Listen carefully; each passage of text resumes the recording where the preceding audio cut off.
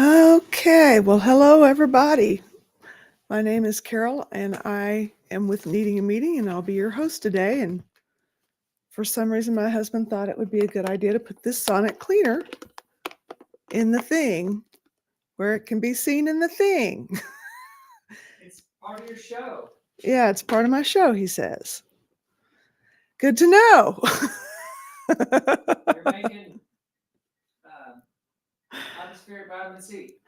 He's making lipospheric vitamin C with that thing. He's tried it a couple of times. It didn't work out very well.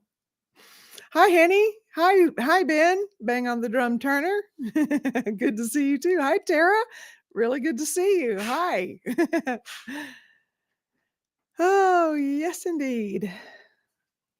So, are we having a meeting today? We didn't get to really talk about the SPTV drama a whole lot. I kind of wanted to get into some of that, but I don't want to get into it just me.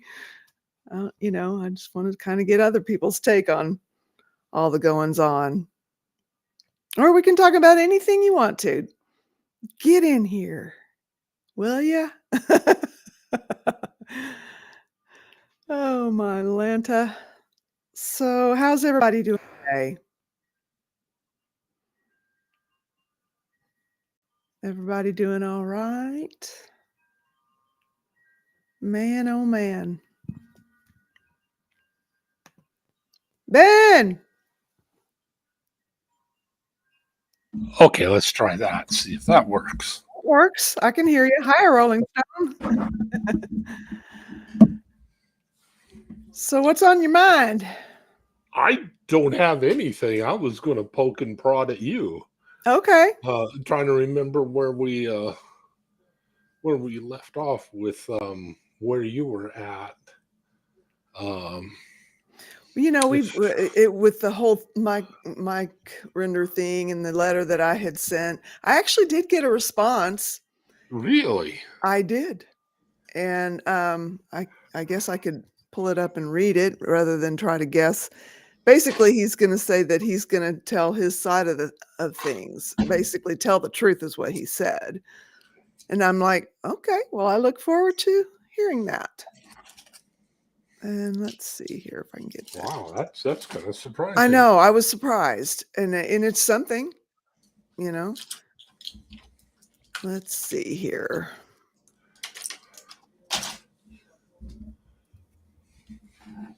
Here we go.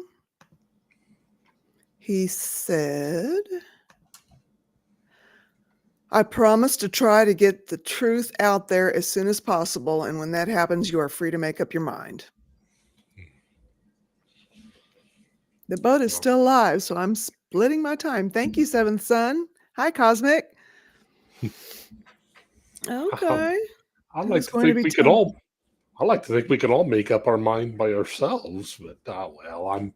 Well, yeah. I hear what he's saying. It's like he can tell the truth as to how it is in his orbit, and we're free to make up our minds from there. That's been a few days ago. Let's see, that was February 1st. So it's been a few days. Yeah. So are you still feeling like your recovery hasn't been authentic? Sometimes, not all the time. Really? Yeah. You don't think that maybe the religion angle kind of would have filled that gap so you couldn't relapse, maybe? Well, yeah. Exactly what. Yeah. So I got to say, Carol, we're going to need another dance from that chicken now that Tommy has squirrel cam. Oh, squirrel cam, huh? I'm going to have to go check that out. Hi, CK. And Rolling Stone and Seventh Son. There we go. But, some of the religion stuff was real. And some of it I thought was more real than it ended up being. Really? Mm-hmm. What do you mean? What do you? Well, Well, like, I mean, a lot of what I was the circles that I followed, they're real big into their own into their version of what doctrine is, hmm, and after 16 years, 17 years in it, hmm, after a while you start to look at your life, look around you, and look at what they're saying, and is there cohesiveness? And I hmm. found some non-cohesiveness Oh, okay. As in far as in terms of what you can really believe and expect, mm, and and what they would like to pan out, but it never really does. hmm. So you think of like hypocrisy or No, well, because oh, I don't know that I can call it that, because as far as I know, the people putting forth the doctrine were sincere, okay, unless they weren't, and I don't have any way to judge that. sure, I don't live in their minds and in yeah, their hearts, and I know the results. Like the pastor of my first church ended up blowing up his family, wife, and 3 adult kids, but she was devastated nonetheless, and marrying the girl that he had gotten pregnant, a younger model. oh my, Wow. oh Yeah. my gosh, Wow. Yeah. mm, wow, yeah, Oh, that Mhm. sounds, oh God, too familiar. Yeah. Yeah. Too familiar. If it doesn't work for you, how's it supposed to work for the rest of us? Exactly. You know. do you see any other addictive behavior though? I mean, just in yourself. When I was in the cult, I did see some similarities. Hmm, I really did. hmm, And of course you can't dwell on that too long, because you're invested in this big kingdom of God thing that's supposed to be hmm, happening. sure. But yeah, I did see some similarities. And a lot of people, I wasn't the only one that came from an addictive background. Hmm. No. Oh, I No. guess you wouldn't be, yeah, because that tends to attract that. Yeah. You can chat now too. Hi, Rose K. I'm using an old Hi, phone for Paprika. that.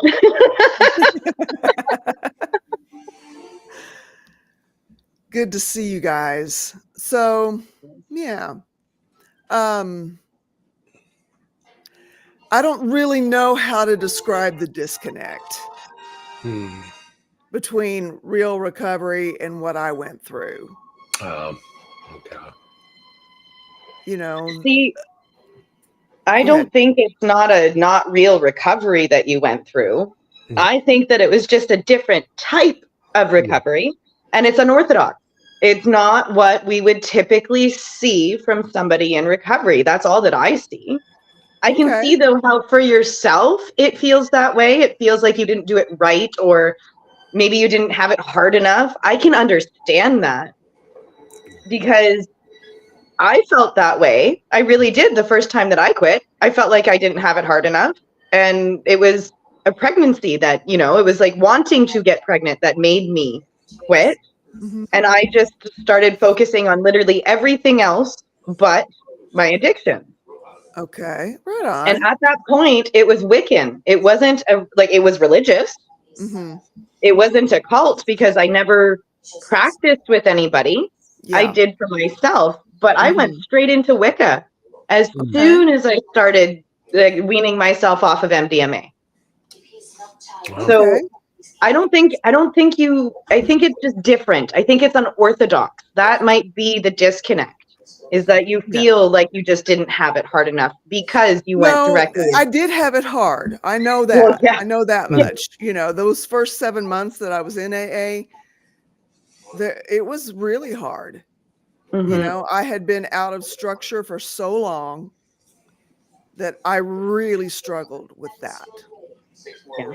And I did feel raw for, Mm. the first 2 or 3 months. Just my insides just felt like, something had just clawed and clawed and clawed at it physically, my physical insides.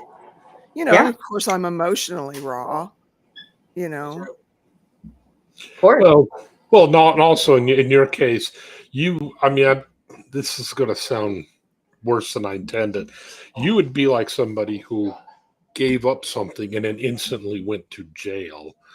In that you were in a social situation where you probably could have gotten it, but the people that were around you. I mean, I'm kind of being really sloppy with using that as jail, but it's just in that it was more difficult. It would have been more difficult for you to relapse then if you hadn't have done that. So I'm Yeah. wondering if that isn't why you were so successful. And I can kind of appreciate that. I mean, I kept thinking, well, that sounds weird to almost not idealize, but not idealization of what do you call it, relapse. But yeah, I can see it in as much of where you don't think it's real. You don't think that it really sunk in or that it's. I almost feel like I cheated because I made my religion my addiction. Hmm, I did. a lot of people do. 100%. Yeah. I, I lived it, I breathed it. It was 24/7 on my Hmm, mind, Mhm. you know. But I Mhm. also will say this, I did some work on myself. I did, Yeah. yeah, yeah. you know. Yeah.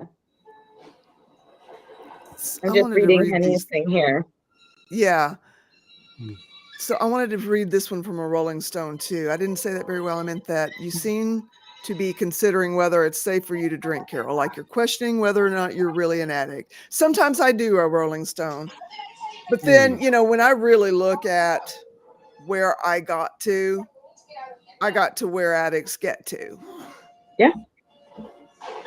Yeah. you know, to where it really was not good anymore. hmm, It just wasn't, in the hope that it's going to turn around and get good never goes away. It never relents. sure. Kind of like somebody Just who's like that, gambled. chasing after that original high that you got off of whatever substance. Hmm, Yeah. And you believe that if you get the right combination, you're going to find that, you know, and you chase it and you chase it and it never comes, you know. Mhm. Yeah. No, I do know. Yeah. Hey, Hey, my goodness, I I've been running around all day doing stuff. I Hey, want so this one too. There's no son of a to gun, recover. let Either me you do. do, you stay on the journey with stumbles, or you don't recover. And perhaps, and Henny says, and perhaps relapse wasn't part of your journey. Relapse is common, but not necessarily everyone's journey. It sounds like you had a few additions to overcome. The pain Yeah. of that remains, but relapse isn't part of your recovery. Does that make sense? I'm going to have to make peace with that hmm, if I'm going to continue being sober, you yeah. know. I have something. When you're done reading the comments, Okay. I And have how a is that thought. not okay? How is that not harm reduction? Yeah, it was harm reduction 100%. Better for you than drinking. And is religion still your addiction? No. No. No, the cult pretty much cured me of that. Hmm, When I got out of the cult, I wanted to just I didn't want to at first, but after 2 or 3 years, I just couldn't make the certain things, certain round pegs fit in square holes and vice versa. hmm, Mhm. There just wasn't any going back. There was a genie that was out of the bottle that I don't really know, even yet how to describe that couldn't be put back in. Mhm. You know, Did you leave a lot of friends there? I did. Mm. I did. I take it. There are some beautiful people in that cult. Oh yeah, There are. yeah, and there always is. Yeah. Mhm. Have you known anybody else who came out of it? Yeah. I had one of my really good friends came out just before I did. Oh, okay. And Well, then it's good that you have somebody you have that common bond yeah, oh with. yeah. Yeah. I mean, a cult is not necessarily. I mean, because they're so different. You just because I was in a cult does not mean I understand yours, and Right. yeah, it's Everyone's good, different. You know what, Zelda? That's the question. That is the big question. But is it worth testing the waters to see if you're an addict? Might not like what you find. Yeah. And that's probably what's kept me sober for 29 plus years. Mm. So Mhm. I was thinking about this today, and hear me out, and I could be in left field, but I have a thought as to why you struggle with this. And I don't have my computer, so I can't see any comments. Like right now, all I see is Zelda's name. So anything that I need to know, you guys are gonna have to read to me. Hi, Not a Marky. problem. Here's my thought. Here's my thought. Now, hear me out. I might be wrong. So when I seen Tommy's thumbnail today, this is what kind of triggered me to think this. It said addiction, dependent, and casual user. What that made me think about you was, what if you actually weren't an addict, but you were extremely dependent? Mm. Meaning alcohol is what you turned to not have to feel your feelings and not have to cope, not have to deal with the things that you went through in life. And everybody labeled you. So let's say you had a misdiagnosis of being an addict or an alcoholic when you were just alcohol dependent. And once Yeah. you realized what it did to you, to your insides, to your body, to everything else, you found another way to cope, which was the cult. So you were no longer dependent on that. So that fell aside because it was no longer how you were coping with things. It Yeah. wasn't your quote unquote crutch. Then it became the cult. Then you got out of the cult and then you learned how to become healthy. And maybe going all the way back, and I'm not saying I'm right, but maybe going all the way back, and let's just call it like, say, maybe a misdiagnosis, like with me and being bipolar or Stasia and being bipolar. People were treating you like that, but it didn't fit. It didn't feel right. It never fit. And it was more of a dependence than it was alcoholism. But And how so, I don't understand the difference between dependence and addiction. I really Depend. that doesn't seem like that's a thing. That seems like they're kind of one and the same to me, but that's me. That's how I'm looking at it. That's how I can't right, make that, separation. I just Googled it. So addiction is a compulsive substance abuse despite negative consequences, while dependence refers to physical reliance on a substance. Kind of like the mice in the TED Talk yesterday. They were in a situation where it's just them, and they were using it as an escape. But you take the mice and give them other things to do, they were no longer using the drug infested water. But I mean, I don't. Yeah, I guess that's above my pay grade. I was just going to jump in with my 2 cents worth about the difference between dependency and addiction. With dependency being, as Christy said, how you deal with every day. Like when I had to drink a glass of wine, like 500 mils of wine every day before going to work. Otherwise, I couldn't work. Oh, But when I left my job, I could stop drinking Mm. because I was dependent on that alcohol to get through the day. Yeah. With my food, it's different. So okay. with food, I'm not even aware that I'm eating until it's done, Oh, okay. and then I'll come back and I'm like, oh my God, I can't believe I've just had like a Mm. whole cake of like chocolate fudge brownie to myself. How did I do that? You know, or as Tommy said, I'll start doing things like I'll start packing the freezer with cakes and sweets and things like that. And I'll hide them around the house. It's like, just in case I want some, when I Okay. know what it'll do to me. Mhm. So, you know, and then also hiding that I've eaten it and not Yeah. telling people that I've eaten it. So for me, that's how I see the difference. Like, I can very easily be dependent on alcohol, and sometimes I'll use that to stop my food addiction. But it doesn't work well for me. It doesn't work very well for very long either. I get very sick on alcohol, luckily, you know. So that's how I see the difference. And that's a good Okay. way to explain it, because that's how kind of how I seen it. My point of reference was going to be, you know, my eating disorder. Once I learned how to cope with what was going on, I was able to better handle it. Now I still fall back into that every once in a while, but it's Mhm. not something that I'm idealizing or something that I'm, you know, like thinking about all the time. Like, so I would say that was my Can I coping interrupt a mechanism. second? Yeah. Does somebody have a TV or a radio going? I don't have a TV anymore.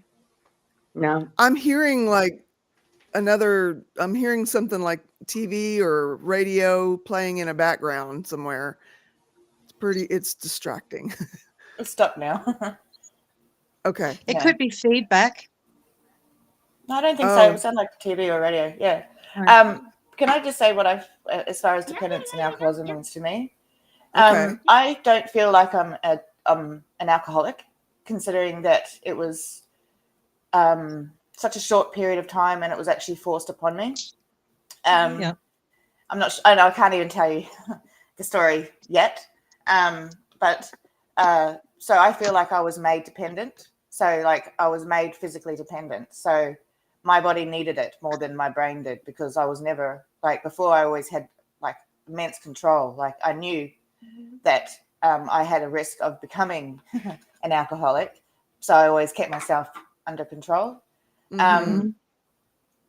So, Okay. but then this person came into my life and changed all of that and made me dependent on alcohol and a particular drug, Yeah. still knocks, and so that sort of kick-started what I would consider my dependency, because I had a physical dependency. But like I would wake up thinking, because I never woke up in the morning thinking, why do I need to drink? Like before, you know, and then I used to wake up thinking I need a drink, and that never used to be that way. And that's my body physically needing it, you know, because it's like you start to shake, and it's Yeah. because you know I think that's tremors or something. Yeah. So it's just like, yeah. So I started to shake every morning, and then it wouldn't stop until I had my first drink, and I was like, Ooh. I guess now I'm an alcoholic. Oh. Yeah, and that's So would you and call when so you people would talk- call that dependence and not addiction, or Well, I felt like it was more of a dependence because would you I call knew that what was dependence and happening. not addiction? Okay. For me, I Okay. felt like I knew what was happening, but it turned into I think there's a bit of a wavy line. You know, there's a wavy line where it comes, you know, goes from addiction, well, dependency into addiction, sort of thing. So I think there's a bit of a blurred line on dependency and addiction, and I feel Yeah. personally that I feel that people saying that once an addict, always an addict is actually limiting on that person, because you, Carol, you've been like 30 years clean, Okay. and can you still say that you're an addict, or Yeah. you can? Or No, can you I say that? have at times. Yeah, well, I just think, you know, I feel like it's a little bit degrading. You know, it kind of takes A little. away. It takes away You the know, success I that you've really, had. yeah, and that's one of the biggest problems that I had with AA is calling myself that. How am I going to get better if I'm calling myself an alcoholic or I'm calling myself an Mhm. addict? Yeah. How do I and it's get just better like, it's doing just, that? How does that make me better? Until I was, Where do you get recovery, you know? well, Yeah. well, you're putting that out there into the world, you know, like if you believe Yeah. in manifestation, you're saying, I am an alcoholic. You know, well, that's just saying that's what you are for the rest of your life. You know, I am an alcoholic instead of saying I am. Yeah. I am Christy, and I had a dependency on alcohol. You know, and I feel like we should just change the words. Or I had a dependency on meth or whatever the drug of choice, or addiction, or sugar, or gambling. I had an issue, or I have an issue, or dependency. When they say an addiction, people are allowed to use whatever words they feel. But for me, I feel like on themselves. But don't call me an addict when I am in recovery, because that just limits my future, I feel. I agree with that. And until I was able to stop hearing somebody call me an addict or a drunk or a pothead, I wasn't able to stop those things. I immediately went right back to using it as much as I possibly could to escape from what it is that I was feeling. So until that was able to stop, and now I'm able to say I'm in recovery. That's how I say it now. Okay. I don't say I'm an addict. Okay. I don't say I was dependent. No, I'm in recovery. That's how I say it. Yeah. Yeah, Right well, on. whatever you want to. People can say whatever Yeah. they want to say, but I don't. Yeah. I just refuse to have that put on me, and I feel like, it's just I just like refuse this. because I've. Yeah, exactly. Exactly. Hi, my name is Christy. Tara, period. I like that. Yeah. There was a situation in my life. Now it's not the same by any means. But somebody would ask me my beliefs, and I'd be like, well, I was raised Baptist, but now I believe. And so somebody finally asked me, they're like, but are you a Baptist? And I'm like, no. They're like, do you believe that? And I went, no. And they're like, then why are you saying it? It's not a part of your story anymore. Why are you saying it? And I was Okay. like, that is a really good point, because they're like, if you are this now, then say, and going back to what Christy was saying, I agree completely. Then say that and own that. And this other part has dropped away, and it kind of doesn't matter. Now, I understand that it's not the same, but it's kind of that point of, that was just it. And I just wanted to throw that out there for you to have something to think about, because I thought Okay. maybe that might help you to not struggle. I could be completely wrong. I do not know. I have no experience in this, but I thought, if there is a difference between addiction and dependency, and you were dependent, I don't really it would see a make- big distinction. and if Either you Yeah, one there's a of bit them, of a that's you've got to fine. have your just to keep Yeah. things on an even keel. I think it's a very fine line, and that fine line Yeah. is not very well defined. Yeah. Yeah, True. blurred. I just wanted to give you something else to think about that was a little outside of the box. Like I said, I know it might Yeah. not be right at all, and I'm not saying that's what you were. I just thought, I wonder if maybe this is why she's struggling. But hey, I don't know everything. Well, and a lot of it is this. I just feel like there's a part of recovery that I don't know. Mm-hmm. Mm-hmm. Because most people, had to quit several times before they quit. Yeah. And I did, but I didn't know that that's what I was doing. I mean, I was pregnant and I quit, and I tried to stay away from it even after giving birth. But, I just thought, well, why am I trying to be sober? I'm not happy. I'm very miserable. So why not just be drinking? And I didn't try again after that. I tried a few times before that, just trying to be cleaner or whatever, but it never lasted very long. I'm like, I'm here. Let me have a drink. Yeah.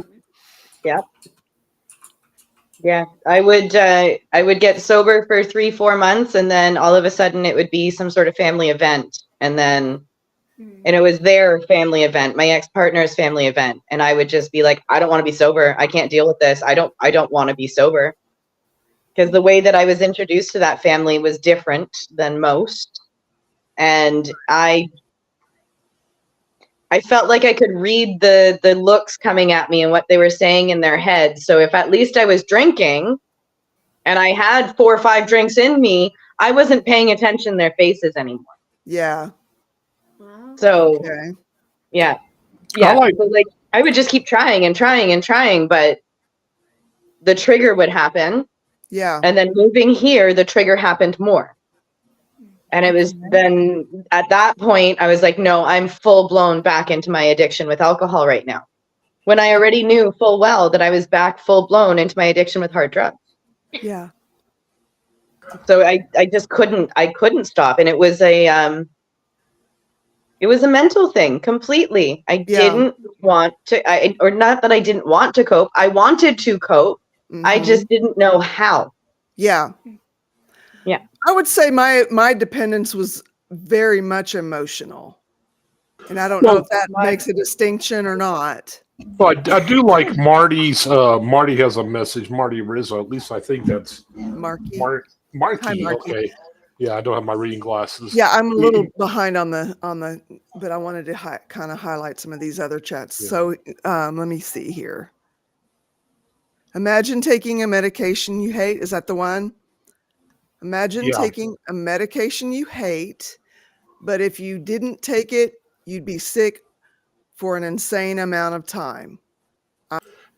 And I think that, I mean, Full-blown. that would, yeah, well, yeah. And I think, like Eddie Van Halen, he was an addict, but it started out as dependent because he was so stage fright or struck with such an amount of stage fright, he had to get drunk to play because he was such an introvert and so scared of people. So that would be a dependence that turned into a full-blown Yeah, you know, I like they don't call it social lubricant for nothing, and I liked the way it helped me not be as awkward in social situations, not feel as hung up on whatever I was hung up on, feeling self-conscious, and you know, all the inhibitions are gone. Yeah. All the inhibitions are gone. See, I like this too, what Henny's saying. I sort of look at it this way. Mental illness affects many of us in a myriad of ways, some functional, some not. But the underlying mental illness exists, you know. Most mental illnesses require medication to help regulate. Let me get that. Medication to help regulate, pardon me, you guys. Regulate our mental illness. Yeah. And so, yeah, getting back to Mark saying taking a medication you hate, but if you didn't take it, you'd be sick for an insane amount of time. And then Tara says, I think both addiction and dependence are scary places to be. So glad I've been able to stay stopped for 2+ years. I'm glad you have too, Tara. Yeah. And addiction, the disease, seems to me like the giant monster that overtakes us each differently, says a Rolling Stone, at different times and ways. It seems scarily intelligent. It's so insidious. 100%. It is like a virus. It tries to find ways to adapt to continue to exist in your body. Yep. Actually, Lene made an excellent point. Today I'm dependent on my meds, not addicted to them, addicted to alcohol. I think that's a really good way of putting it. You know, like, I think if even when in your recovery, all you can do is think about wanting to have drink, maybe then you're addicted. But when you're in recovery and all you can think about is recovery, maybe then you are dependent. You know? Okay. I don't know if that makes any sense to anybody, because right now my job is recovery. I'm 24/7 all about recovery. And it's not about, I don't really think, I'm not waking up every morning thinking, oh dear, I can't have a drink today, you know? It's just like, Okay. okay, who's on? It's just, who's on? What meeting can I well, actually, this Yeah. one's my first one. And then after that, it's like, okay, who else is on? What other meeting? What can I read? Right But on. I've made my job recovery. I do understand what you're saying. It makes sense to me. I understand what you're saying. But that's not to say that those who, yeah. yeah. And I agree. Yeah, with I'm not saying that Victor. other people don't do it. Yeah, and that's not to say that I'm not going to one day be like, oh shit, today's a really bad day. I really need a drink. Yeah. But Yeah. that's not to say. But that used to be what I used to be like anyway before I became dependent. Like that was my relaxation time. Just like some people would have a cigarette or a coffee. Mine was like, oh, I just want to have a glass of alcohol, whatever it was. But but it never got past the point of like dependence. And that's not me going like, oh, alcohol's great. It's a terrible thing to do anyway. Maybe I should have had just a cup of tea. But it was just like a way to relax because I am high anxiety all the time. Yeah. So until I worked on my anxiety, which I'm doing, I couldn't find any other way. Yeah. So you got to work on your underlying issues. And Lene was saying something along the same lines, getting the underlying thing managed, so that you don't have to turn to alcohol because it makes you feel like you're managing. I think I was doing a lot of managing of my mental illness with drugs and alcohol. I was. Yeah, and I like what Izzy said. I 100% was. And that's another thing that plays into the whole thing. Well, am I an addict? Because I was using it. I was self-medicating. It's what I was doing, Well, I really don't think there should be a distinction. Like there shouldn't be like one or the other, Yeah, but because as what Izzy's got the perfect point there. If someone thinks, oh, I'm only dependent, I'm not an addict, they're not going to go seek help. Yeah, I like what Izzy's saying here. If the difference between addiction and dependence means that someone may not seek help when they need because they're not sick enough, then there should be no distinction. Just my opinion, and a valid one it is, Izzy. Yeah, I think that's true too. And I just guess it comes down to the person after. It's if they want, if saying they're an addict helps keep them accountable, then all for it. But I just won't have someone call me that. At the end of the day, whatever works, whatever harm reduction you can come up with, there's some validity in there. I mean, I'm nearly sober, 30 years sober. So there was some validity in the way that I went about it, even though it's not, Yeah, that's what I'm thinking. I don't always consider it like, recovery. I just, and someone else had mentioned about, having a peer, basically a group of people that I was kind of dependent on, for lack of a better word. Yep. And the fact that 90% of those people, if any of them, were probably not using and probably not drinking, and their addiction was the same as yours at the time, which was the religion part of it. And I like this distinction as well. Lene says, today I'm dependent on my meds, not addicted to them, addicted to alcohol. Okay. That's helpful. Yeah, that's helpful. Yeah, it just never stops screwing with us. It doesn't. I mean, it could be if I do have the disease of addiction, it could be my little disease trying to work its way in to, get me to test some waters because it wants what it wants. I don't know. Right. That's true. It's an exhausting existence, Lene, been there. And yet, yeah, it is. It is, Marky. That's your way of it. And yes, a Rolling Stone, that's your way of understanding addiction. Yeah. I mean, at the end of the day, we kind of know that, okay, this could kill us. So let's see what we can do to not die this way. Because what a terrible way to die. Mhm.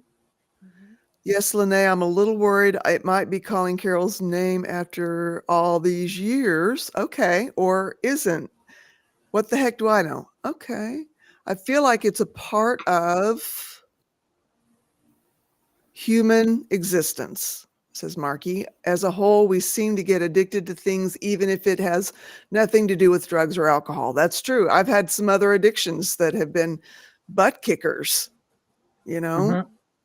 I was dependent on alcohol to function. Debbie Doodles says, all addicts self-medicate. Okay, Rose says, I think addiction and dependence are interchangeable. Yeah, and there may be varying degrees of all of the two, I think I remember you my saying you version. didn't like your behavior when you were addicted. You should be proud of yourself for knowing yourself. Okay. Yeah, I think my aversion to it is because I've been called so many negative words ever since I was very little that that's just another negative word that can be used against me. Oh, you're just an addict. Yeah. So before I was just a little S word. I was just a little, little everything. I've been bombarded with negative words, negativity my whole life, and I just refuse now. I just won't have it. So I'm not going to have someone label me with something that's negative, and it does have negative connotations. It does. It 100% does. And it's going to be used against me. So Right. I'm not going to have it. Okay. I like that. Yeah. I like that. Put down. Yeah. So there was some really good comments here. Yeah. If I don't stay mindful of my mental health as a Rolling Stone and address the underlying PTSD, I have no hope of a full recovery, which would include quitting weed. And then Debbie Doodles says the word dependent has more than one meaning in the dictionary. And Tara says, I was self-medicating too. Without treatment for my mental health conditions, I wouldn't have made it this far into recovery and wouldn't be as productive as I am today. My treatment requires meds too. Yeah, as does mine. I like the distinction between meds and alcohol, Rose K says. And Henny says, my medications help my mental illness. Otherwise, my addictions take over, making my mental illness worse. 100%, Henny. I hear you too. Yeah. I think, and then Lene says, I think it's up to the person to decide what you are. Yeah. 100%, Lene. Tara says, my last live stream was about that topic, recovery being self-defined. And then Zelda says, with addiction, you want more and more. Dependence, you take what is needed, but your body is still dependent on it. Yeah. Yeah. Working so many chats. You're fine, Zelda. No worries. So yeah, interesting. At the end of the day, it's that drugs and alcohol did me no favors. Right. It did my life absolutely no good. I did not have a place to live. I was in and out of certain friendships. I isolated from friendships with people who did not have these issues and congregated with people who did, and we just fed each other's sicknesses, So, yeah. Izzy says, my worry is the healthcare system. Eventually, using the distinction to refuse treatment to someone who may need it. I don't think that's going to happen because right now there's so much money being thrown into addictions. And you know what? Drugs and alcohol don't do anyone any benefits except for those who supply it. Right. So, like in Australia right now, I think on the, maybe it was on the 1st of February, but the alcohol tax went up 15%. So, that goes to the government. And then, and when that happens, the alcohol companies always knock on a little bit more. And then, you got the drug company, or even the drug dealers, they're the ones who make the money, who benefit and buy all the houses and all that sort of stuff. And the people that they're supplying to are sometimes homeless. And you just think, and it's mind blowing, really, that Yeah. these people are out there who are just sucking the souls out of people Yeah. to get new cars and Yeah. be on Instagram, and because our drug dealers in Australia, they're Insta famous. So Oh, wow. Wow. yeah, Tara said I had to go to a crappy shelter at one point because I had 1 year sober and couldn't get into a recovery program due to the time I had in recovery. It was incredibly frustrating. Yeah. yeah. Yeah. Well, And you still needed treatment. I mean, a year is still a fragile place. People told me to start using again just to get into the program. What a joke. Yeah. That's I great. What a guess joke. that's where money comes in. If you've got money, you can go into a recovery program anytime you want, and that's the distinction. It's not the medical system; it's money. Yeah. In Australia, if you want to go into a recovery system, you can still get in, but you just have to pay. You just pay. If you don't have the money, you pay 85% of your income, which is in Australia we have a pretty good welfare system, I guess you could say. But that just means that when they get out, they won't have a house, or Yeah. but they'll still have recovery, so they'll be sober but nowhere to live. Woo. Yeah. Woohoo. 85% of your income Yeah.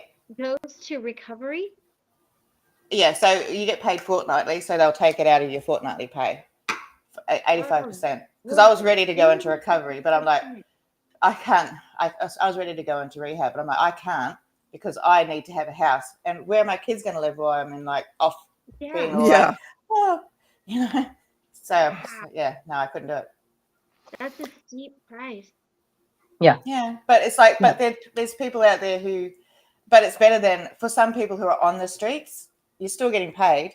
There is that 85% actually gives them a place, gets them recovery, and then it puts them onto the path where they can actually have a home. So it's a mixed bag, Yeah. Mm-hmm. Oh my goodness.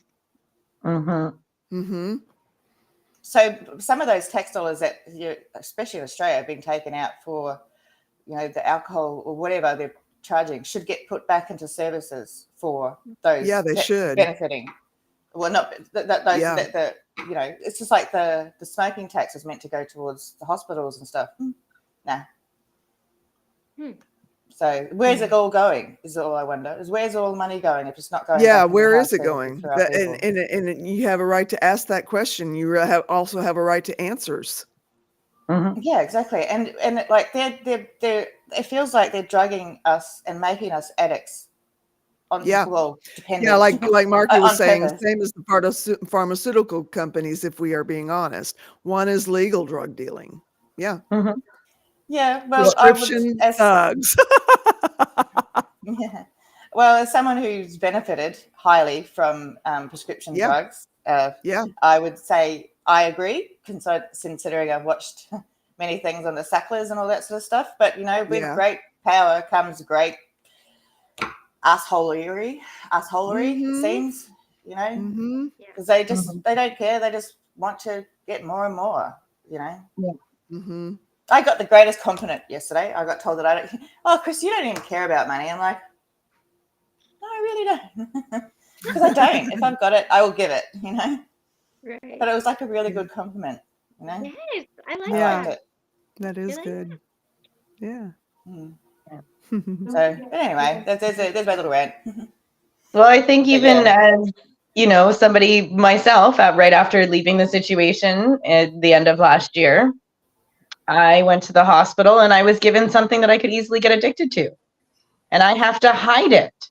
I have to put it upstairs in a lockbox so that I have to really think about using it. And they were very aware that I was not even a month clean on alcohol and hard drugs. I'm very aware. Yeah. They knew that it was only a couple of days sober off of marijuana. And they still gave me that instead of something else that could have been taken daily, just something that worked immediately. Right. So I'm frustrated with all systems. Let's just put it that way. Yeah. Yeah. So am I. I'm just putting. You know, and I'm right here with Tara. Not all prescription drugs are bad, though. I personally benefit from the right meds. My mental health condition is manageable with them. Same. Yeah. And he agrees, and as does Lene. I mean, Right. I'm really thankful for my meds. Right. Well, no, and what gets me is oftentimes you'll have people try to set themselves up to be the cure to a situation where well, I'll just name a specific example. There's a pharmacy here in town where if you're getting a painkiller, he won't fill it. He'll give you half of it. And the thing Good. is, there's a lot of people there who have chronic, you have cancer, you have, people Oh, have lost limbs and things like that. yeah. And he's not filling, it's like there's a difference there. Some people need it for pain management. And it's like, Yeah. this really shouldn't, it's actually supposed to be illegal. But with Yeah, it's not up to them our- to decide. with our government the way it is, it's just so mismanaging everything. It's not Mhm. enforcing stuff like that. At the same time, it's allowing fent to come across the border. Huge amount. It is just annoying. Well, Marky, I'm glad you're grateful, but it's not curing anything. It's managing symptoms of another issue. I'll take it. Some things can't Because- be cured. If they come up with a cure for what I got, yay. But until then, I'm really, okay, it's not curing anything. Well, neither was not taking meds curing anything. And I think Marky, I was born this way. I need meds. and I think there's an Baby, I important was born. distinction here too, is that when you have someone with true mental illness, their brain chemicals actually alter physically. And so the medications that they're taking are leveling out their brain chemicals to where they're supposed to be so they can function in a quote unquote, I hate this word, normal way. But Yeah. and when they don't, you take somebody who's schizophrenic. If a schizophrenic does not have their medications, they hallucinate, they hear things, they feel things, they can become Yeah. violent. It is a very big deal. Yeah. Same with depression. You have one of my best friends was off of her meds. She was bipolar, and she was like, she was just done. And that was a very scary place to be too. So I do think that there are very important medications. And I think when it's helping you to function and live a good life, I think Yeah. that's really important. It's not perfect, but I'm not No. sitting on the couch catatonic. Yeah, exactly. I'll take it. I'll Exactly. take Yeah. it. And it's a healthier way to manage. It's a healthier way to manage. Like, I mean, it's actually doing what it's supposed to do. It's correcting what is imbalanced in your body. And a lot of people close to me deal with schizophrenia and bipolar and serious depression. And it breaks my heart when they're off their medication because I can tell it. And I can tell the difference when they're back on it, Yeah. Yeah. Well, my mother lost her pregnant. My mother lost her pregnant best friend to bipolar mental illness because she had to come off her medication. So there's and she just So there's good and bad, and There is good and bad. So- It's not perfect. I'm not asking it to be perfect, and I'm not going to say it is perfect, but I also know what my life was like before I got the right combination. Yeah. And Yeah. I don't want to go back there. I don't want to go back there. It was not good. We don't Yeah, want you. So how do Marky- you cure the underlying issue if you're altering brain chemicals, your brain chemicals? the brain chemicals are already altered. That's a good question. How do what is the underlying issue? How what is making that happen? That dynamic happen in the brain, You will. Yep. Well- So this I'm gonna tread lightly because this gets me fired up. You were born that way. It would be no different than if you were born missing an arm or your heart had a hole in it. It is not an underlying issue. It is a medical issue. It is no different than someone having heart failure, being born that way. Little kids are That's born with heart true. failure, kidney failures.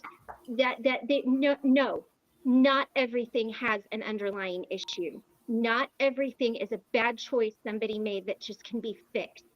Some things are truly, truly medical, and they are really out of people's control. Some people are born with things that they cannot control, that they have to manage for their whole life, and it's nothing that they did. So That's right. I think you need to tread a very fine line here, because there are people who have issues that they didn't ask for and they cannot control, and not everything is something that someone is just choosing to do. And Yeah, no, someone I who's didn't. I definitely didn't. There was nothing that I did that brought this on. I had this before I started drinking. and considering that, I've definitely had it since a teenager, but as I started really looking at the cycle of my depression and and the cyclical nature of it, it's always been there. I don't remember not having these issues. yeah, and as someone with autism, I'm quite often asked if I'm vaccinated. And I got asked if I got autism after I got COVID or I got vaccinated. I'm like, no, I was born with autism. I've had autism since I was, created in the womb. And I So think Marky's asking for some clarification, I think.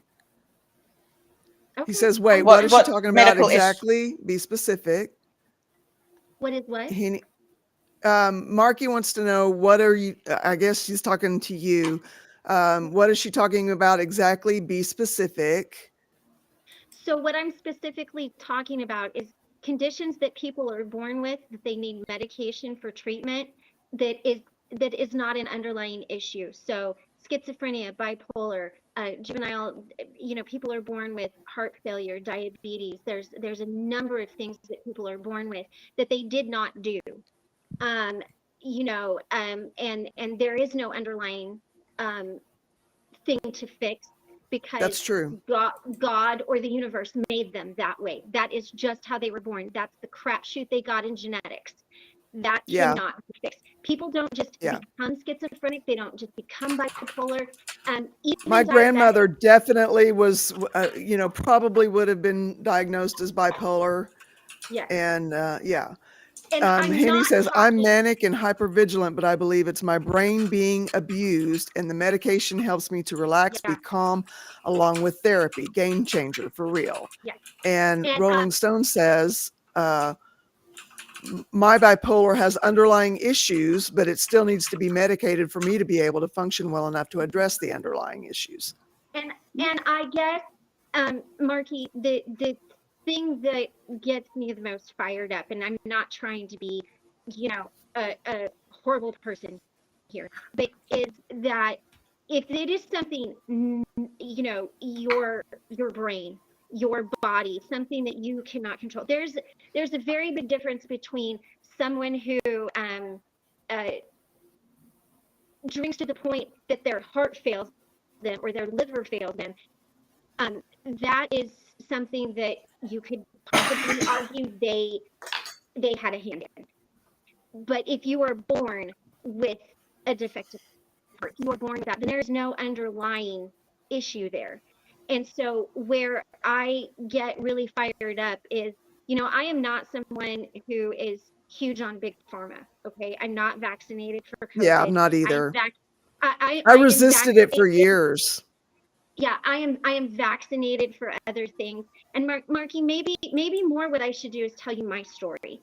I was misdiagnosed as bipolar, and I was on medication that I did not need for almost 5 years. I was on 2,000 milligrams of Depakote. I was on 10 milligrams of Risperidol, and I was on something else. And what it did was it messed with my brain chemical in a wrong way. And it messed up my body even more than I always have. So I think it's a very dangerous line that when you say there's an underlying issue, no, there's not always an underlying issue that can be fixed. And I think medication is, no, it is not. No, It it's is not. not. And Marky, I think I've lived it my whole life. I resisted medication until I could no longer do it. When I hit menopause, it just got so much worse. And I was not functioning that well before. It's not a state of mind. For some people, there might be a depressive state of mind, but in my case, it is a medical condition. Well, yeah, and you're going to have people who need SS uptake inhibitors. You have some people who are like me, where they go through situational depression, and some people just ride lower, and life will come along, and yeah. You know, I wonder, Carol Louise, do you think that maybe, you know, we should welcome Marky back tomorrow and just maybe have him exit stage left right now for today? Because, Well, if he's upset, maybe there's not a good way to We can disagree. We can agree to disagree. we can That's agree all to right. disagree for sure. I mean, I will 100% say that my depression is not a state of mind. It is a medical condition. My And- family I also- doctor, who is not, who is not in the pocket of big pharma, has been working with me for years to get the right combination of It's okay. We just yes, you don't have to drugs worry. to deal with my medical condition of depression. It is a medical condition. It and just is.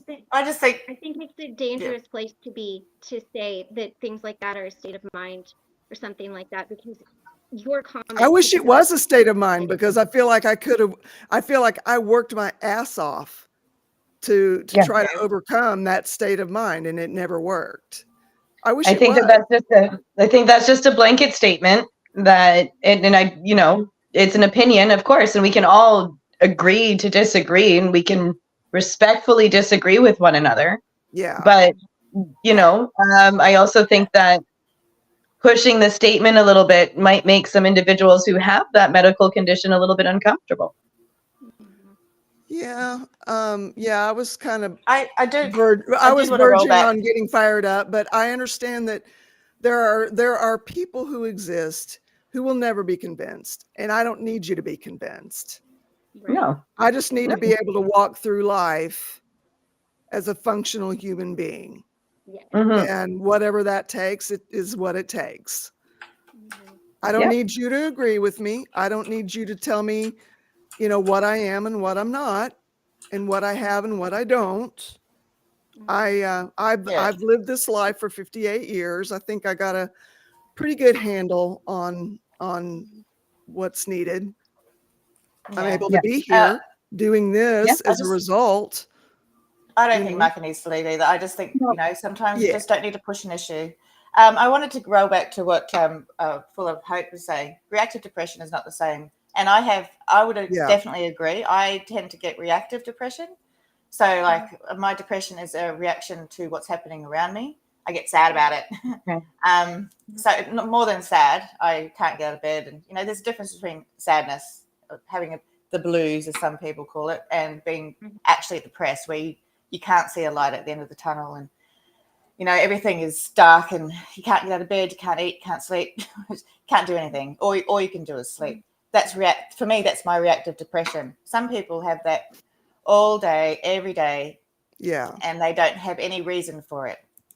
Right. And I have no reason for a lot of my anxiety half the time. Like today, I'm anxious as heck just because my house is messy, and I have no reason to be anxious about it because no one's going to be here.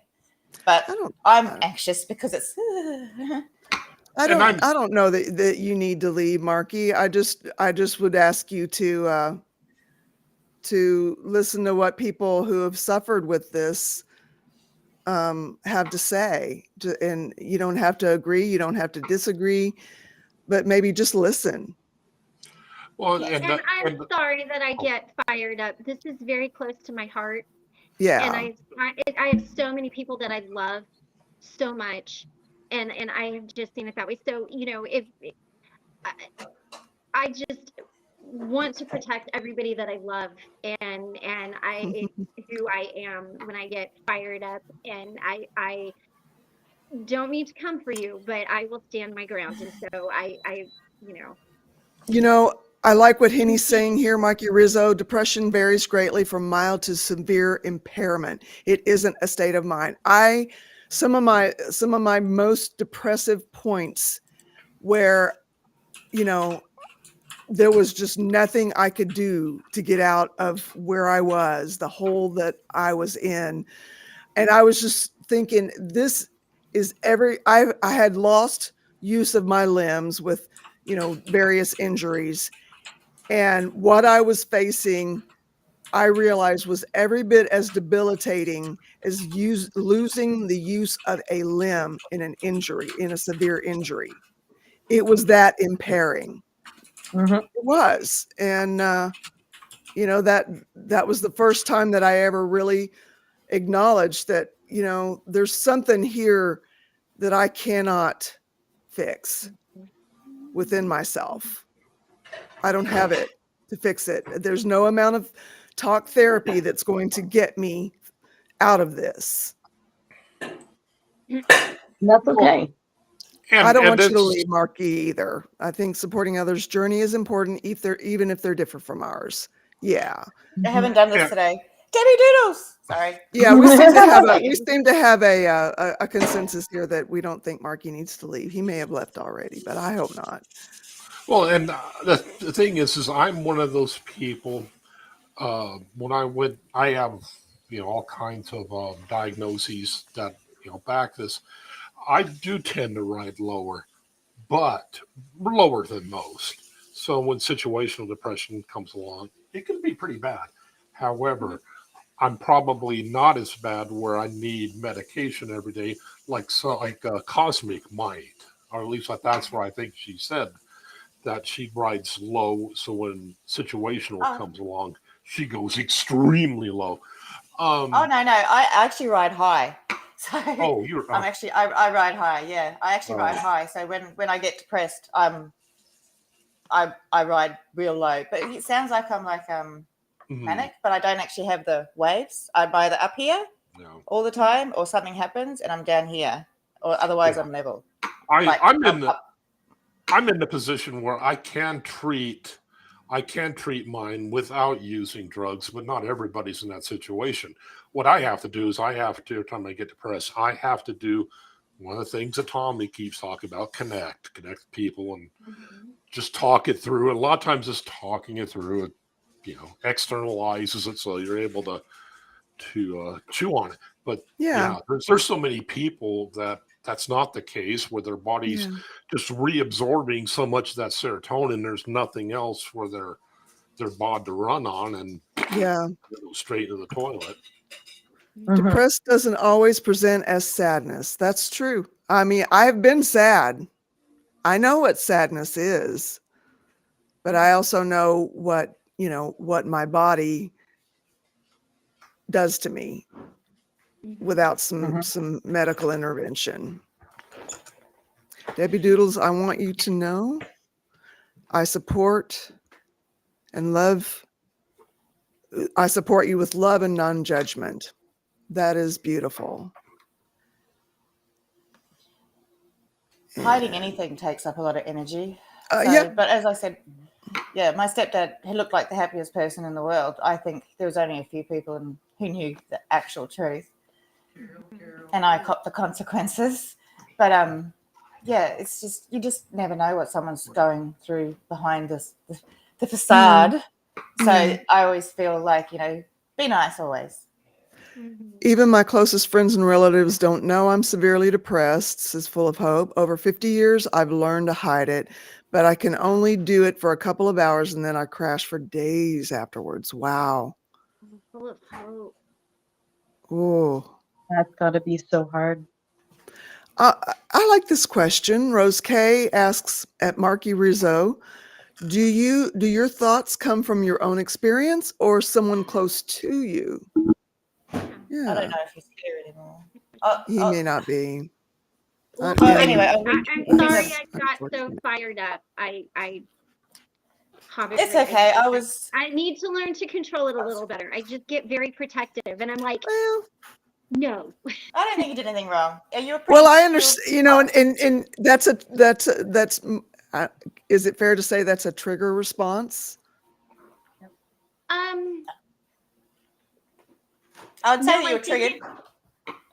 No. I I was, was. but I don't. Yeah, I I kind of don't was for a think I minute was- there too. Yeah, I would say it was protective. I would say it wasn't triggered. I would say it was protective. It was, I'm going Yeah. to protect I guess. the people. I think there's a difference between a trauma trigger, I know you hate those two words, and protective. And that was Mama Bear protective. That was like, Yeah, because it did feel like there was a little bit of judgment going on there. yeah. And I really, But the thing is, No, not with you. I mean, you know, when that protectiveness kicked in, you know, I don't that's a lot mind. of. I'm secure enough in Mhm. my decisions that, you know, even though I kind of was starting to feel a little something roiling, it didn't take long to get perspective. I know who I am. Mhm. I know what I have to do, Mhm. and I'm secure in that. And I don't have to apologize to anybody. I don't have to lie to anybody. I don't have to make excuses for myself or anybody, you know? And so, yeah. Well, and I think what you're seeing was my response when I tell you my response is fight, like that's what you've seen. But it's protective, and I think it's protective coming from a place of people that I love. I don't want anyone to say anything that's going to hurt them, and I don't want anyone to and I don't. I'm sure Marky's a wonderful person. I'm not saying he's not. That's not what I'm saying. Um, but you know, I mean, I do. And that is just from the. I can tell you so many stories of when I was a little girl about me just protecting people that I love, because I'm like, you're not going to come for the people that I love. I'm sorry. And I don't mean to get Christy, out of you can line. totally go there. I love my rabid hobbit. Yeah, but I deal with a lot of people. Like I love come my across a lot rabid of hobbit people too. who are anti-karma, and so I've kind of come to learn. I kind of understand why they feel that way. Like, Yeah, I I can my best see it. friends. Yeah, I can see it, but also, okay, fine.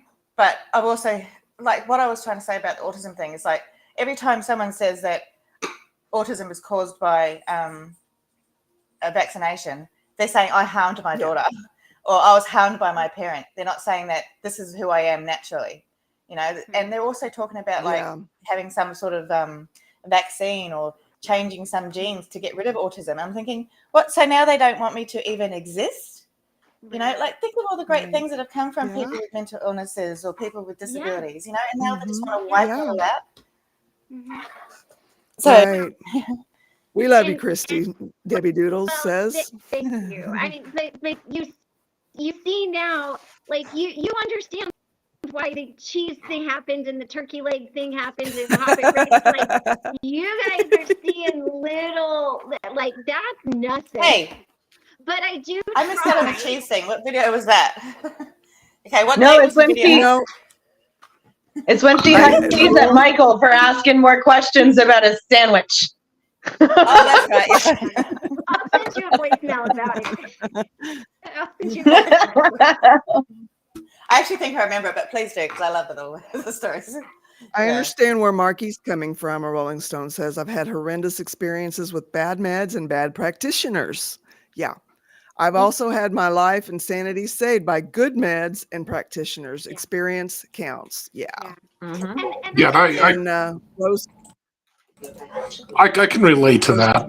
I was put on some really bad antidepressants, and I'm still dealing with the consequences. I'm missing 3 months of my life when I was on them. When I was on them, I didn't care, and I weaned myself off of them.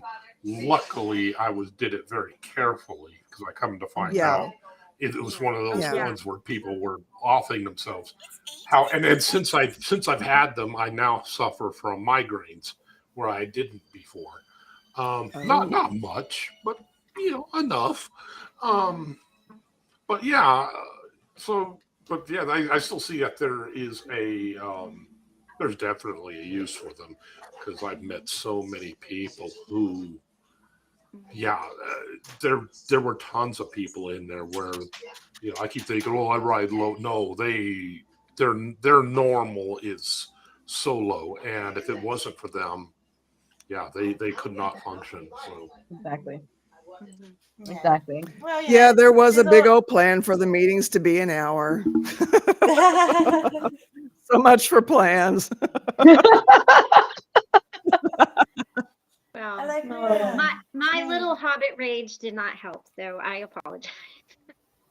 it wasn't rage. Well, I don't know that it hurt either, yeah, because I did feel myself starting to get a little testy, but like I said, I wasn't. I I was more like uncomfortable. I'm secure enough in my decisions that, well, what do I have to be testy about?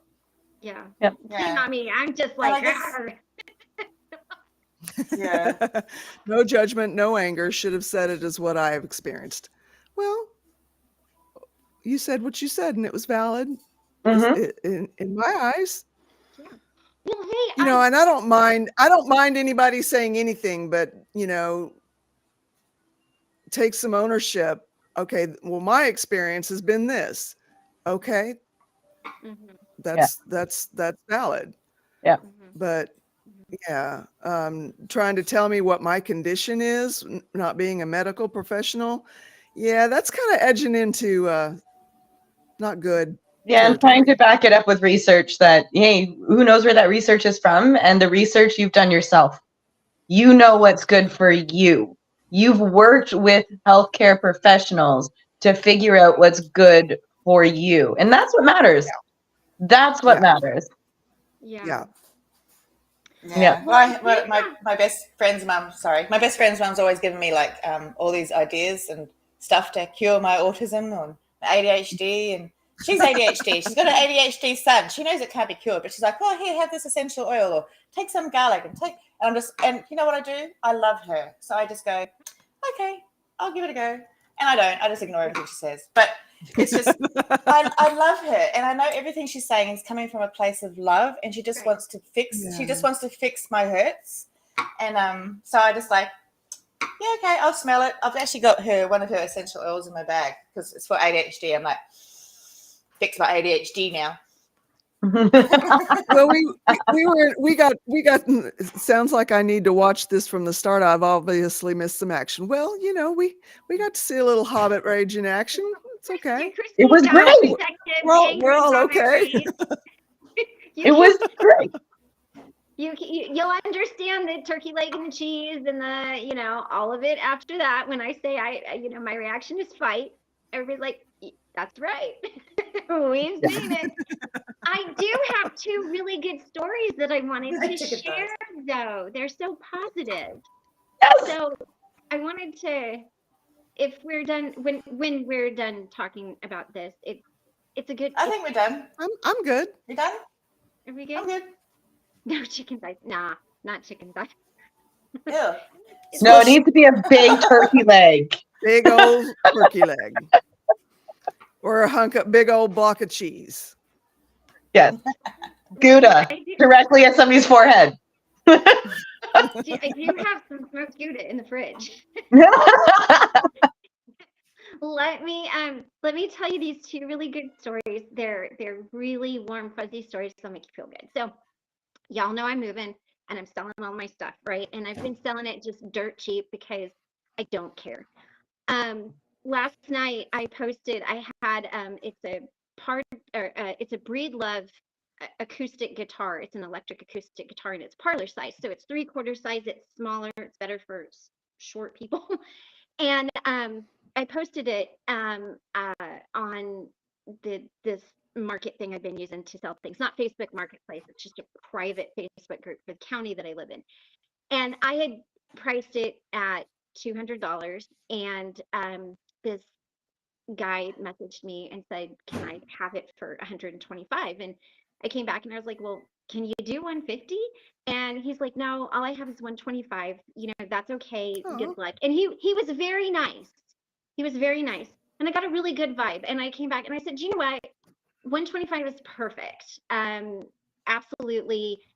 How do you want to pay? When do you want to meet? And so he's like, I want to meet you tonight as soon as possible. And I thought, gosh, it's late and okay, but whatever. Like, this guy's just hell bent for saddle leather to get this guitar. So, okay. So I had a little stand that matched the guitar exactly. And then I had an amp that was, so acoustic guitars, you can't use an electric amp on it. And electric amps can't use acoustic because they're built different, wired different. So I had an amp specifically for this. So I'm getting the guitar and I'm getting the stand, and I had some picks, and I thought, well, I'll, throw some picks in. And then as I was getting ready to leave, I was like, you know what? I'm going to give them this amp because I'm not going to be able to sell it. I don't need it. I've only got electric guitars. So I'm just going to give them this amp because it's not going to benefit me in any way. So I drive up to meet them, just up the road, and this guy gets out and this girl gets out. She's about 20 years old. And so I just have the guitar, and the guy, takes a look at it, and I'm like, here.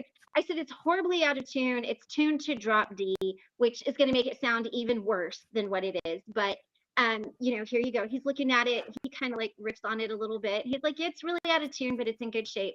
So he hands it to her, and you can tell she's never played because, she's kind of just, doing that thing that someone who just picked up a guitar but doesn't really know what they're doing.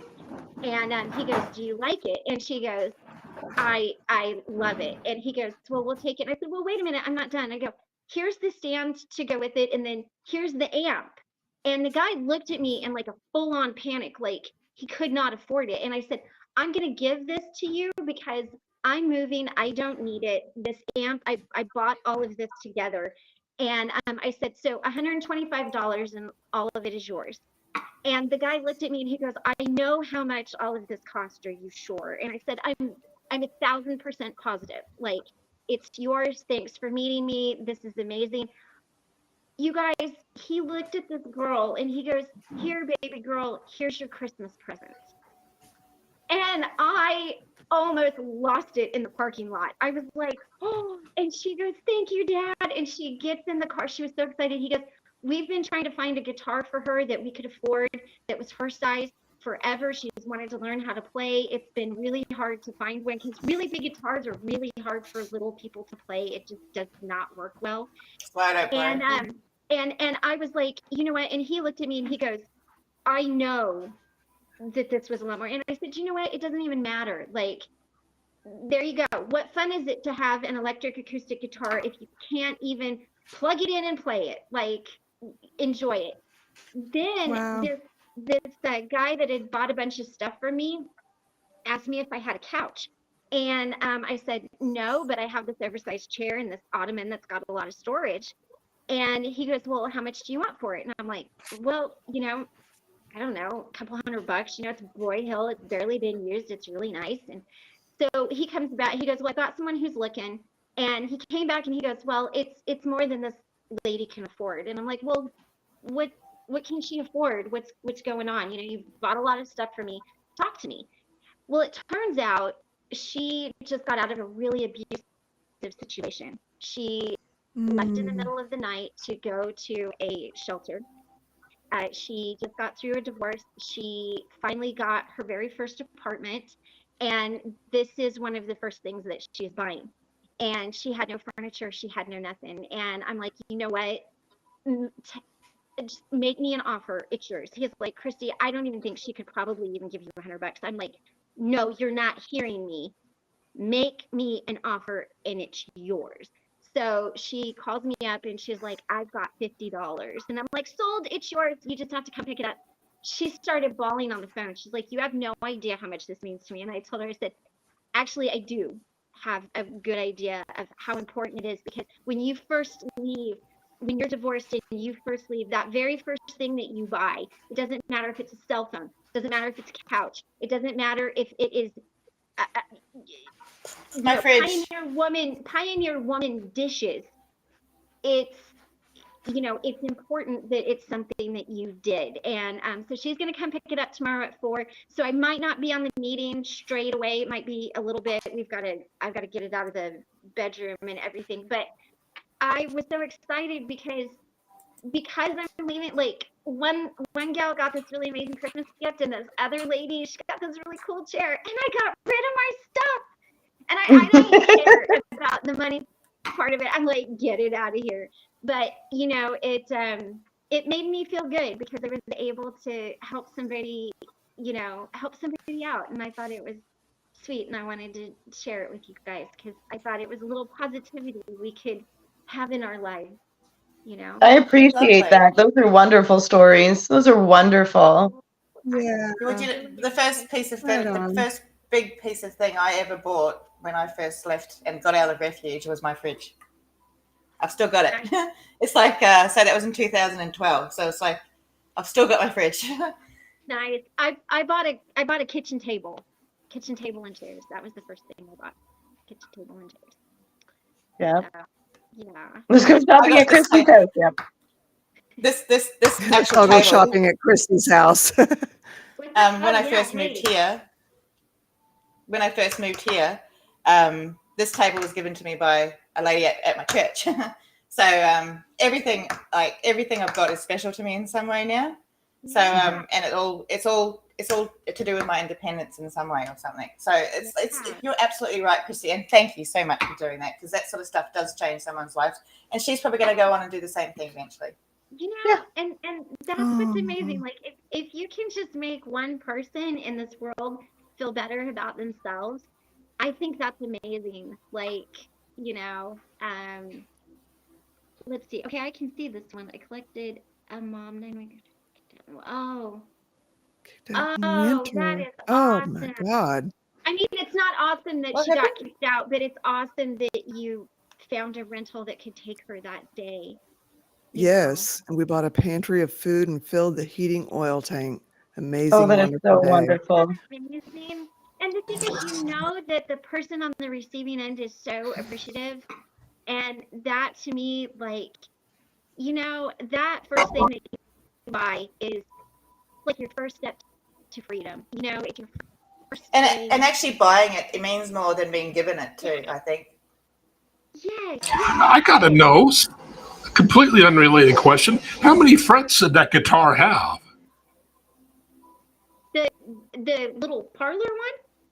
Oh, it had, I mean, it was a normal fretboard. It was just a really small body. So, I mean, it wasn't out to here. It was a smaller neck, but it was more the body because for me, otherwise I'm like this, and that does not, like, that's not cool. Nothing cool Yeah, I about know. that. I played a big one. I look like I'm playing one of those oboes. Yes. Yeah. My reverend was that way. It was huge. It's just way too big. But my D'Angelico is a lot smaller. It's more or less called design, and I'm good. 7th, you know what, man? You were close to Kentucky. I'm actually not selling my kitchen appliances. I think I've got most. I'm gonna have to sell my bed and my kitchen stuff last. Kind of looking at the last week there, or I'm just going to donate it. Either way, but so. I love you, Misha. Yes, Misha. Misha had asked me for prayer yesterday, and I said something in the chat, but not like this vocally. And so, how about some ones for Misha? Yes. Just keep her in your thoughts and your prayers, however you do. Always in my thoughts and prayers.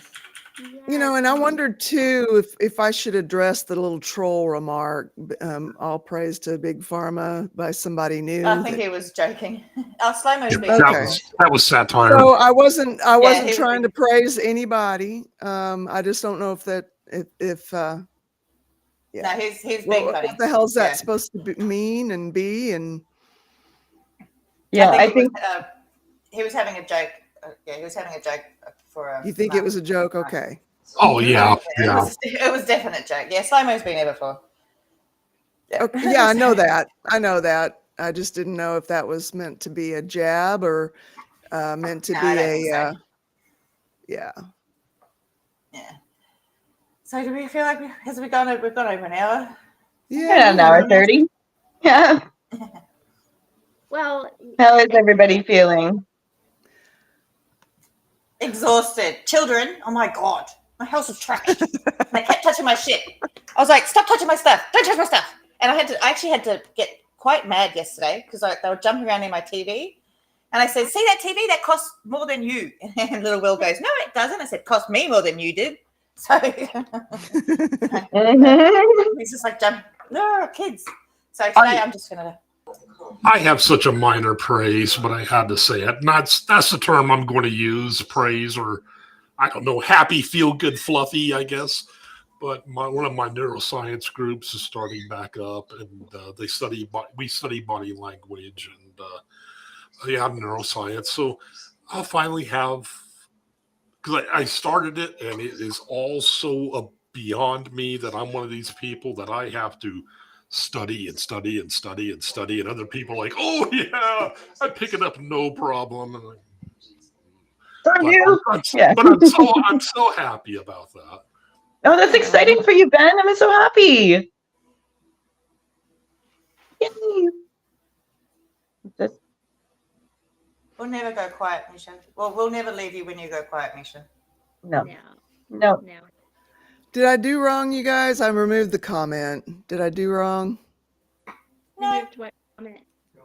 The one about all praise to Big Pharma. That was the one No, that I don't worry about it. removed. If it makes you uncomfortable, then it's fine. It was Well, if it just felt like more of the same of the judging. We've been off that topic. Yes. Yeah. Oh, you want So I judgment? I don't want to second guess myself, but No, I you started didn't. to ignore it, but it just didn't leave a good taste in my mouth. So Slow-mo, I apologize if you weren't meaning it in a judgy way. We just had somebody judging us for what we have to do to be healthy. Yep. A little And- raw on the topic at the moment. Yeah. Oh, you want judgment? Anybody who likes disco, I'm sorry. And what's the other guy named? Rick Ashley. I'm sorry. No. Oh my Oh, goodness. really? Okay. That's fine. Yeah. Ben would Rick just Astley's thinking about would be giving you just as up. sweet with any other name. Next, you should look into learning autopsy studies. Oh, hello. Okay. Are we headed for the weeds again? Oh, no more weeds. No more weeds. No. Why did I let that get to me, y'all? Well, because it's It's just where you were at. yeah, and I can tell you, like, for me, when you feel really passionate about something and it just hits you that way, it's hard not to. And I think when you have that, whether it's a protective response or a triggered response or whatever, like it's just gonna hit you that way. And it's where we were. And I'm sure I didn't help the situation, and I apologize. But like Yeah. it just is a difficult. Slow-mo, I mean, I'm sorry. If it was sarcasm, I didn't mean to overreact. Well, I hope no, you can and forgive me. sarcasm doesn't always come across easily over message like that. Hey, I've made that mistake too, or or no, I wouldn't even call it a mistake. I've tried to be funny with sarcasm, and they're like, "What is going on?" I'm like, "Oh no, this was really sarcasm. I'm sorry." Well, see, the thing is, my natural state is sarcasm, so I read it really well. All I do is sarcasm. So Yeah. depending on But my mood, no. I'll hit it as sarcasm, or I'll be like, yeah, Yeah. same. I'm glad you Exactly. Either are feeling sarcasm or loved and realistic. supported, Henny. I hope every one of you are. Yeah. Good luck with your blood work tomorrow. I love you Columbo. all and really appreciate. Oh, it's next week. But yeah, thank you nonetheless. Well, Okay. I prepared. You too, full of hope. Mm-hmm. Stay brilliant. Well, good. Okay. We're going to do a Thanks, box you guys. breathing thing today. And maybe a That's meditation. We can Yeah. if you want. If you want I think we your little haven't. hobbit to lead the charge, Mhm. we can do it. Yeah. So, 7. all right. There is a message from Seventh there. You know what? I've got to acknowledge this. Seventh son, Steve. Beautiful, beautiful, beautiful, amazing. I had a brother pass away just over a week ago. First time dealing with a loss without the aid of alcohol. Brilliant. So proud of I'm you. so proud of you. I am so Mhm. proud Sorry of for you. your loss, but That I'm is, so and I'm so proud. sorry about your brother, Yeah. But that's got to but feel I am amazing. so proud of you. to- Honestly, Yeah. That's amazing, and I'm it sorry for is. your loss, but the fact that you're standing strong in this, and this is Yeah. your, and I know that this was a tough one for you because that you had talked Yeah. about it, and I think that's beautiful, and I'm just so freaking proud of you. That's Yeah. amazing. That is Yeah. really It amazing. is. Yeah. Wow. Mhm. Wow. I think that deserves a tiara. What do you guys think? Yes. Tiara in a way. Deserves mama's tiara I think with my so. duct tape warded hand.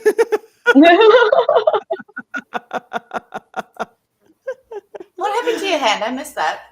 Well, I have a wart. I had it frozen off by a doctor and it scoffed. I had the same doctor burn it off and it laughed. So my husband kept telling me to try duct tape. So I'm trying duct tape. Okay, just pull But it off.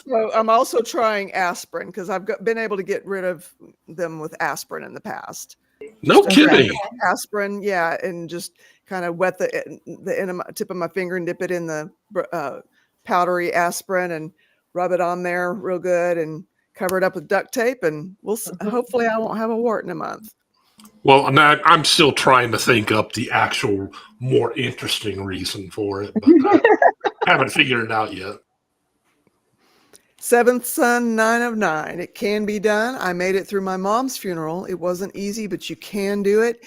It must bring back awful memories, and that's hard. Mhm. Glad you're here, full of hope. Thank Yeah, you. love you, full of hope. So happy to see you. Yeah. So yeah, let's we're celebrating seventh son. Yes. Yes. Yeah. I love that. I love that. But Celebrating Steve. that's a good way to end the meeting, right? Yes, it It is. really is. It's a good way. Yes, it is. All See you, right. Annie. Well, we'll go ahead and do some box breathing and a meditation. So we'll go ahead and do 3 of the box breathing. So breathe in through your nose for a count of 4, hold for a count of 4, exhale through your mouth until you let all of the air out of your lungs. We'll do that 3 times, and then we'll go into a guided meditation. And when that's done, I'll say whenever you're ready, open your eyes. So let's go ahead and do that. So start by getting loose, rolling your shoulders, shaking them out, shaking your arms if you need to. And then go ahead and drop into a perfect space, whether that is placing your hand on your heart or envisioning a small version of yourself going deep inside your heart, opening the door and sitting in a place full of love.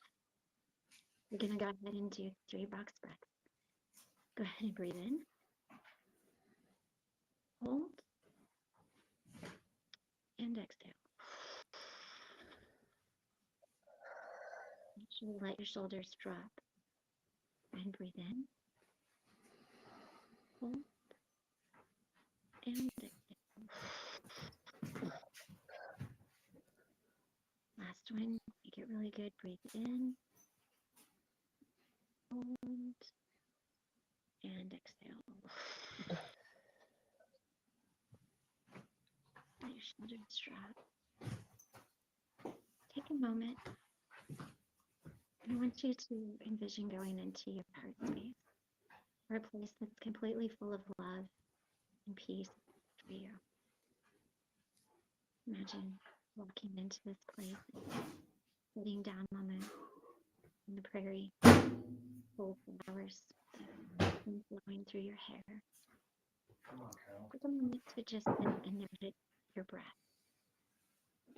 Just breathing normally, paying attention to your body as you breathe in and exhale.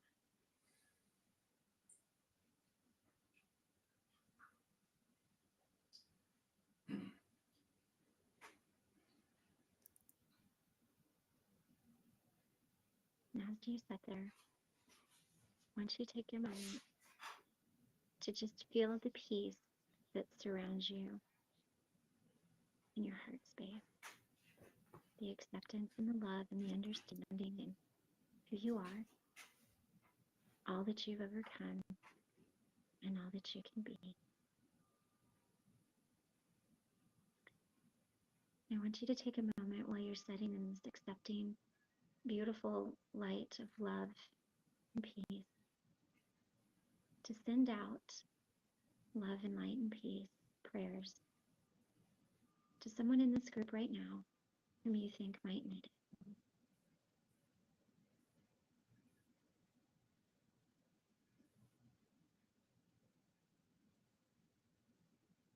And I want you to take a moment to feel the receiving of the love and light that's coming your way.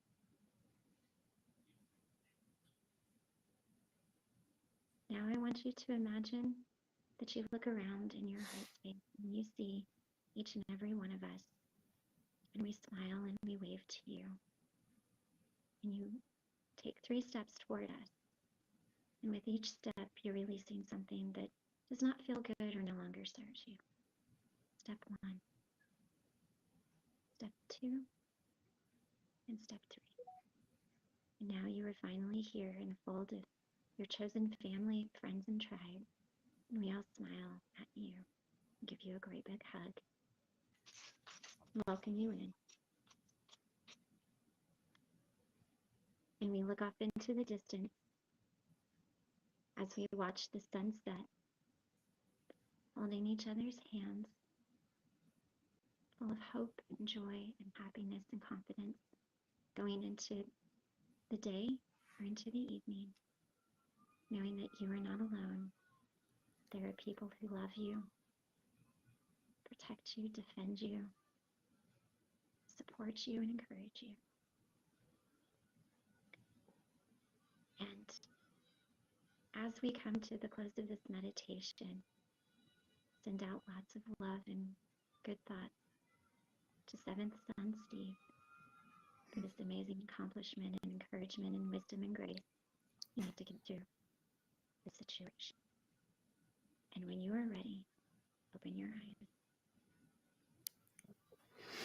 Oh, I wanted to tell you guys, I meant to announce it earlier.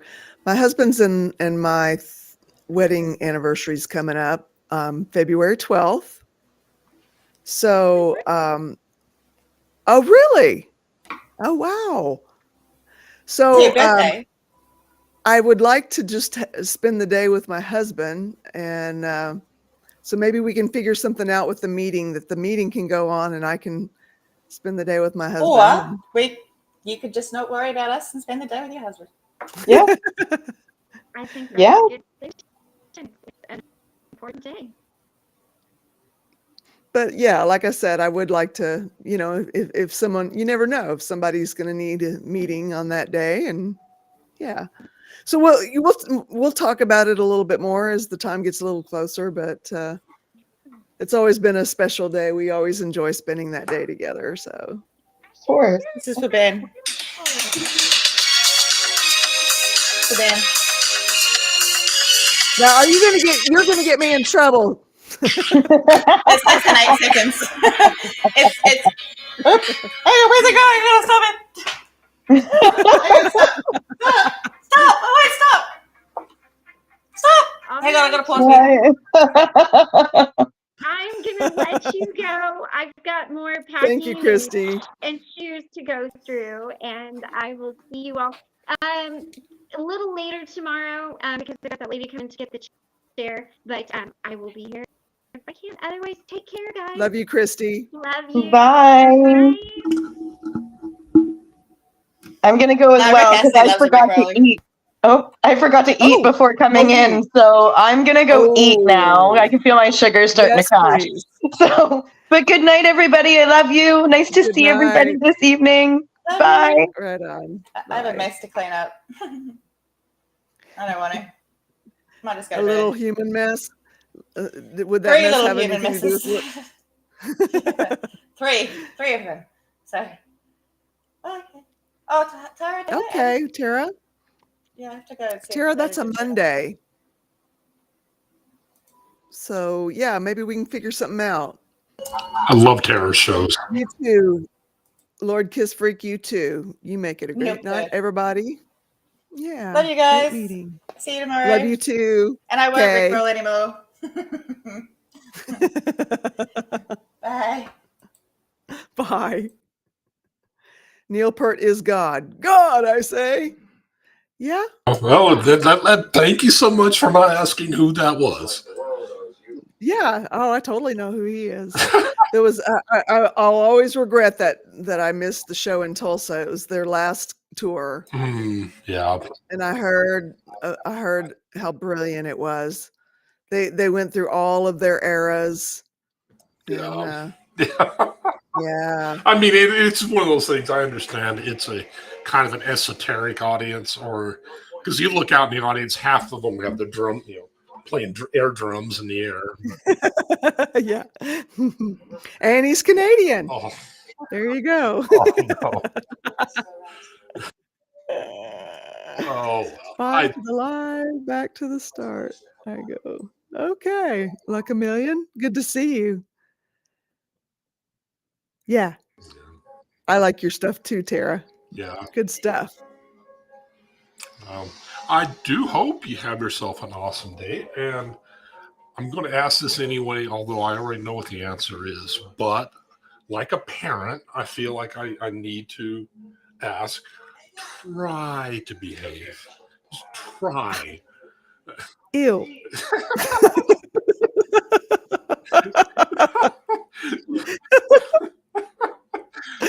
You take care and have a great day. You too. Oh, Lord Kiss Freak, you're just mean. Always daring him into that stuff. Oh, my Lanta. I love you guys. Thank you for a good meeting. It was one to get through, and we did. It's never easy to talk about a lot of this stuff. I should keep that in mind. I'm not afraid of anything, that I've gone through or anything that I am. I can keep someone else's I can take someone else's secret to the grave, but I don't particularly care to have any of my own. What do I have to hide? Nothing. It is what it is. So I appreciate you guys. And hope to see you again next meeting. And until then, peace, y'all.